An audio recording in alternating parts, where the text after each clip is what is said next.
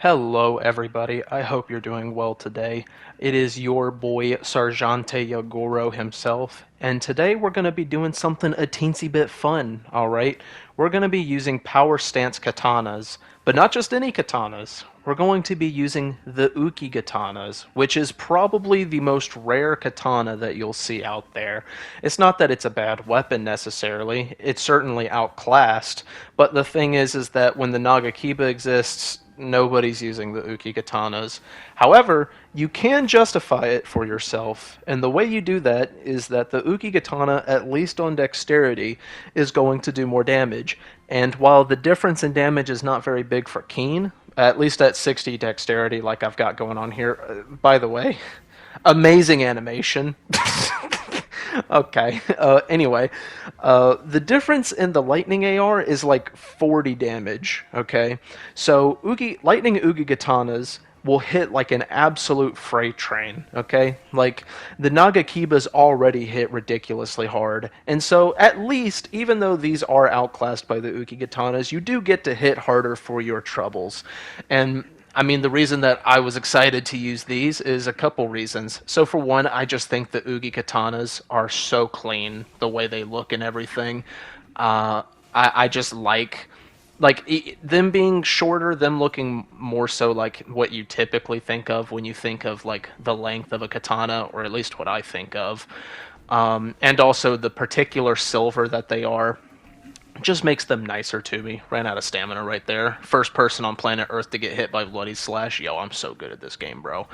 But yeah, also just that higher damage and whatnot. But me personally, I'm more aware of my space, my range, when I use shorter weapons, and it helps me when it comes to getting better at spacing. Now, if you guys never do this, I'd give it a shot, see how it works for you.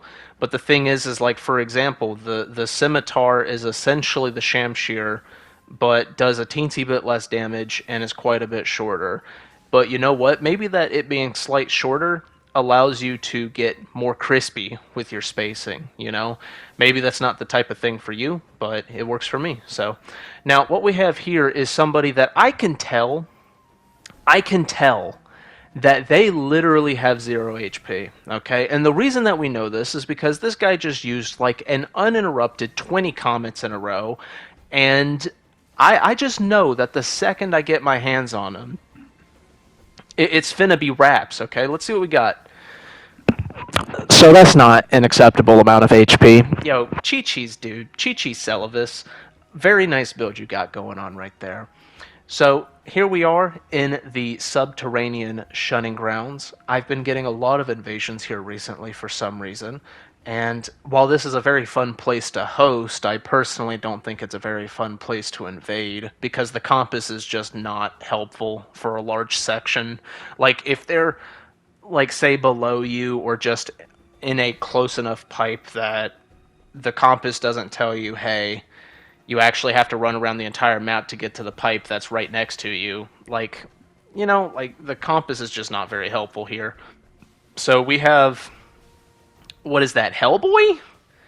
Yo, what's up, Hellboy? How you doing, bro? He's going for stomp sweep, um, on a spike club. Yeah, bro, I think I might have seen it all by this point. I never in my life thought I'd see that on something outside of a Gugs. So that's fantastic. But I wanted to talk a little bit, other than the Uki Katanas, about some things that I'm trying to do, okay? So first things first, when I do make YouTube videos, I want to put more quality into them. Now, granted, this will get easier once I have a computer, which will happen after I move. So, that's probably about a month or two away. But also, I want to do a little bit better about how angry I get. See, I'm what one might call a Steve Cope Mulder, okay? Like, when I lose, I tend to get a teensy bit mouthy, alright? And it's not that I personally have a problem with people being toxic or me being all that toxic, but the thing is just like I don't know. It's just something I think I'd like to work on. I don't have any qualms with it, really. I find it quite funny, as a matter of fact. But that kind of leads into the third thing. Actually, real quick, literally able to just get stuck on a rock. That's how easy it is for you to get blendered. Maybe I'll make a video in the future proposing the question, why do invaders just run?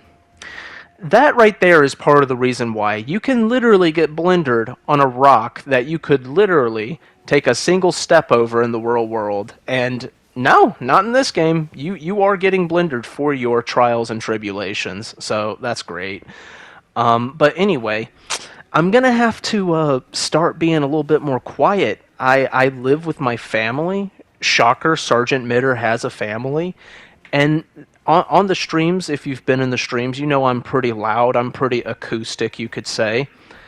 Needless to say, my family has voiced their annoyance with how loud I am, and so if I were perhaps living in my own place, it would be a bit of a different story. Like, you know, banging on the table and stuff like that. I do it because I find it funny. Also, look at this amazing spawn. What the fuck is this spawn? We're not going to look past this. The spawns in this game absolutely, undeniably were generated by an AI. There's no way that people did this on purpose. Okay, I just can't see it. I know the joke is that the people Miyazaki hates invaders, but like I really, really think that they just left it to an AI to figure out where to spawn people, because that is just unreal, dude. Like, I think you literally would not be able to get down to there based on like a fog wall or something. I don't know. Correct me if I'm wrong on that. I might be thinking about Melt Gelmir. But yeah, when it comes to the streams, I'm going to have to be a little bit more quiet. I'm going to have to find other ways of being lay funny, if you feel me. So we've got a bit of a scary thing going on right here, but thankfully the scary thing decided to mash out a hit stun when he was not able to do so. So this just became a lot more winnable for us. Now, granted, let's see what this gamer has right here for us. Let's see what type of damage he does once he hits us. Has a faith weapon and an intelligence thing right there. Oh, so we're dealing with someone max level. Okay, well that's good to know. I'm glad to get know that. Yeah. Okay, buddy. I would say bare maximum, absolute maximum, level 50. Yo, I'm saying level 50 right now for that Phantom. It can't be higher than that. Make a good use of the angle of that rock right there to hit a golem arrow through the rock while they couldn't see the shot come out. One of the interesting little things you can do. And the piercing thing absolutely packing him up right there. What do those runes look like? Oh, okay, my bad. Level 50 wasn't correct. It was max level. Who would have thunk it? Who would have thunk it? My bad. Uh,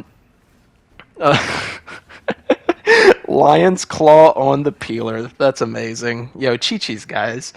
Um, so the Ashes of War that we're playing with today is the goated Unsheath. Unsheath is a super cool Ash of War. But we're also making use of the Piercing Fang. And the reason why is for those peoples out there that don't know, the Crouch L1 of Power Stance Katanas does level 2 stun.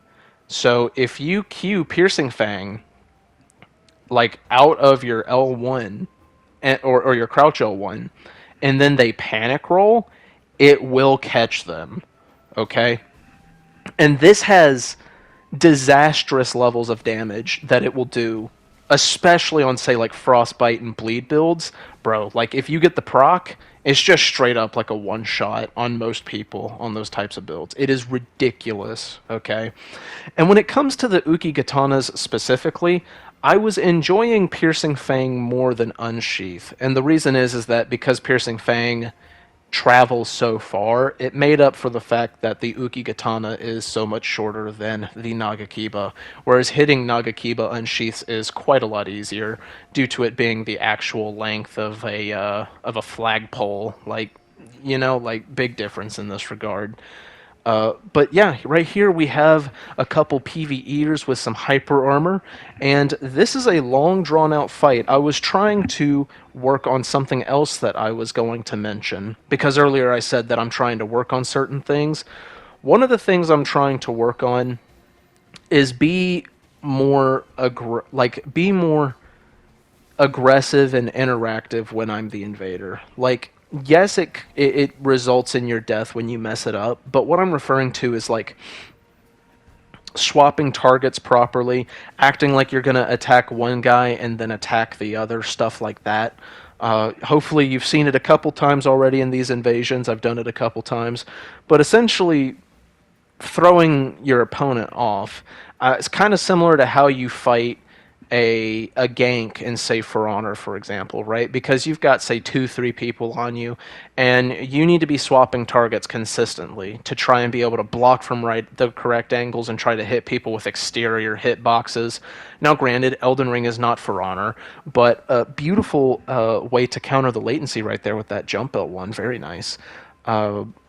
But yeah, like just making it to where I'm being a bit unpredictable. Like I go for that R1 right there, and I would have attacked him if I didn't see that he was running at me with a running L1. But you see what I'm saying? Like just having a little bit more confidence in what your opponent is going to do, because you gotta like take a moment to read the room, right?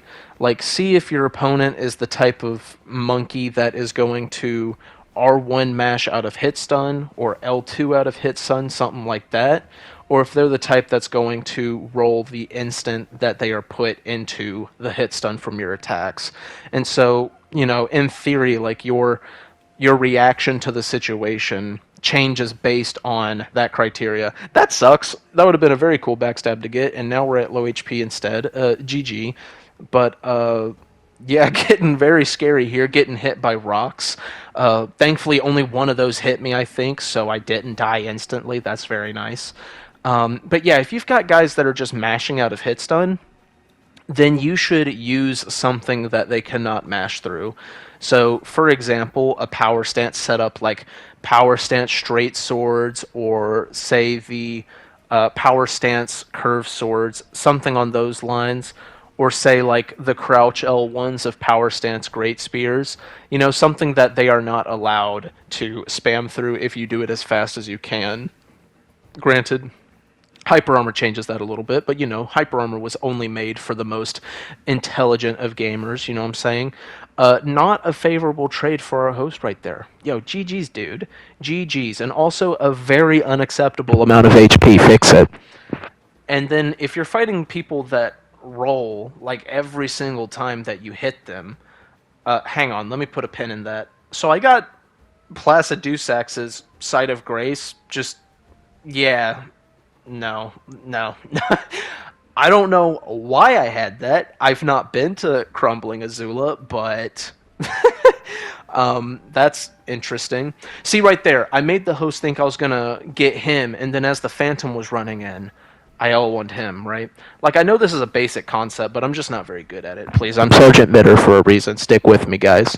But, yeah, and it's like, when you're fighting PvEers, it is easier to practice these ideas, because PvEers are not usually going to be doing absolutely everything in their power to absolutely dunk on you. Like if you're fighting people that are, say, like the type that would stream snipe or have, Radahn's castle completely cleared, or 3v1ing you on Radahn Beach, if you can beat that, you did it. You beat the game. You beat the PvP game. You know what I'm saying? Like, getting a win in those type of situations is so hard that here's your crown, king, okay? But yeah, being able to use PvEers is sort of like a way of practicing, and not really worrying too much if you win or lose, but just trying to work on sort of like the basic skills of what goes into being a good invader. Now, granted, this is kind of affected quite badly by if someone's using, say, Moonveil or really spammable Ashes of War that are projectiles, or just sorceries or incantations. Kind of gets tossed out the window a teensy bit when you're put in a situation like that, because you are forced into a situation where you have no choice but to run for infinitum. Get Lion Clawed right there. Yeah, I'm so good at this game, bro. Like, this is crazy. But Yeah, because the thing is that like if people would just like use Moonveil properly, which it's already so dangerous if people don't use it properly. Oh, speaking of Moonveil, let's see what happens here, guys. Watch this wombo combo we get hit by. Check this. All right, so I'm running away. I'm thinking to myself, pulled Moonveil, true combo. And what do they do after that skillful gameplay? Yeah, they start teabagging. Yo, GG's, guys. Yo, I'm so sorry for invading your world. I will never, ever disrespect you by invading your world ever again. I am so sorry, gamers. I'm so sorry. But anyway, I'm sorry. I'm actually so smart, bro. But we got a little bit of something going on in one of the mine shafts here, and mine shafts are some of the scariest places you can get an invasion because of course you have very little space to work with, and thankfully this area has some elevation to it and a little bit of cover, which not all caves do. But just because like getting cornered in an area like this is just so easy, like this is a terrifying place to be in. It doesn't matter who your opponent is, it's a spooky time. So we've got them all over here with no HP. That is not an acceptable amount of HP. Fix it. We've got them in this little chokehold, which is better than having them surround us. Almost get caught by Bloody Slash again there because I am actually like literally the Elden Ring guru. Okay, I am so good at this game, bro. Like, it's actually unimaginable. Like, if you're not out here getting hit by Bloody Slash, like, are you really playing Elden Ring? You know, like if you're not out here getting one shot by Moonveil, I don't think we're playing the same game, brother. Okay, almost get one shot by the curved swords there due to it being a bleed setup, very scary. But we're gonna go ahead and use some of that elevation to our advantage. These scary little centipede men right here protecting us, and then we will go back to our legendary drip. And so we're going to work ourselves into a situation where these PvEers do not want to progress the world. And this is part of the beauty of ranged weapons like Great Bow. You annoy them to the point where they're like, I'm not okay with you shooting at me anymore. And then they want to chase you down and stuff like that. So let's see what happens. Melted by Rain of Arrows, probably has never seen it before. Get the true combo right there with the unsheath into the R1. And GG's. Yo, have a good rest of your day, everyone. Try these weapons out.